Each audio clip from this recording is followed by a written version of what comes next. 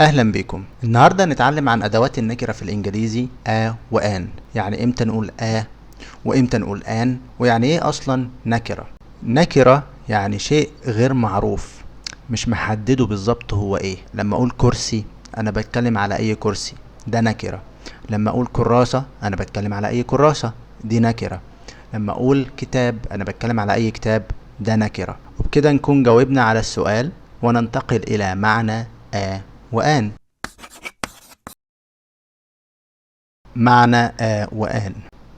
وآن معناهم واحد أو واحدة، بنستخدمهم مع الاسم المفرد اللي مش معروف. بنقول قبل الكلمة اللي بتبدأ بصوت ساكن، مثال a cat a car. وبنقول an قبل الكلمة اللي بتبدأ بصوت متحرك، ال a ال e ال I ال o ال u، مثال an apple an egg. أمثلة بالصور: This is a cat. This is a cat. This is an apple. This is an apple. This is a horse. This is a horse. This is an umbrella. This is an umbrella. نستخدمهم مع ايه؟ بنستخدم وآن مع الحاجات اللي مش محددة. يعني مش بنقول the cat، لأ، احنا بنقول a cat عشان أي قطة، مش قطة معينة. أمثلة أكتر: a pen a teacher an actor an elephant a university. خد بالك هنا قلنا رغم ان الكلمة بتبدأ بيو، لان النطق بيبدأ بيو، يعني صوت ساكن. يعني university مش university.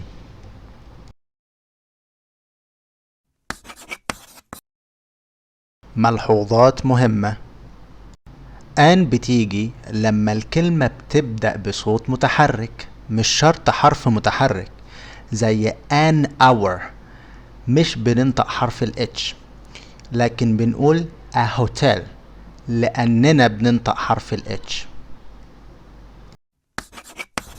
قطعة قراءة reading passage.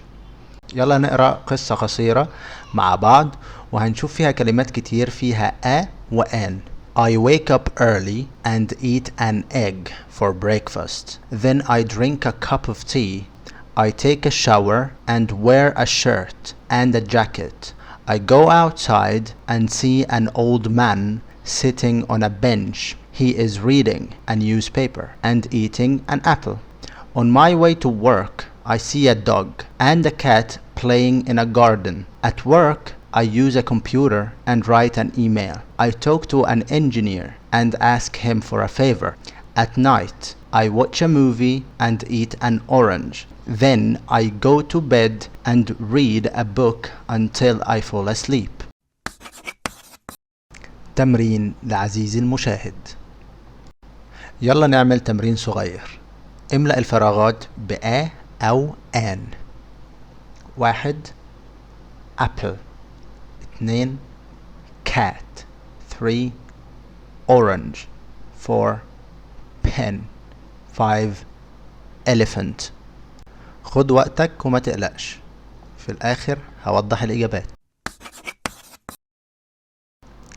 الإجابات: an apple a cat an orange a pen an elephant. جبت كام واحدة فيهم صح؟ كلهم؟ بجد؟ أحسنت جدا. الخاتمة conclusion. وبكده نكون اتعلمنا امتى نستخدم وآن في الإنجليزي. لو ركزت في النطق هتعرف تختار الصح كل مرة. جرب تكتب جمل باستخدام وآن في الكومنتات، وشارك الفيديو مع اصحابك علشان الكل يستفيد. لو عايز فيديوهات اكتر زي دي ما تنساش تعمل لايك وتشترك في القناة. شكرا ليك، ونشوفك في الفيديو الجاي ان شاء الله. كنتم مع عبد الله ايهاب بدر، والسلام عليكم ورحمة الله وبركاته.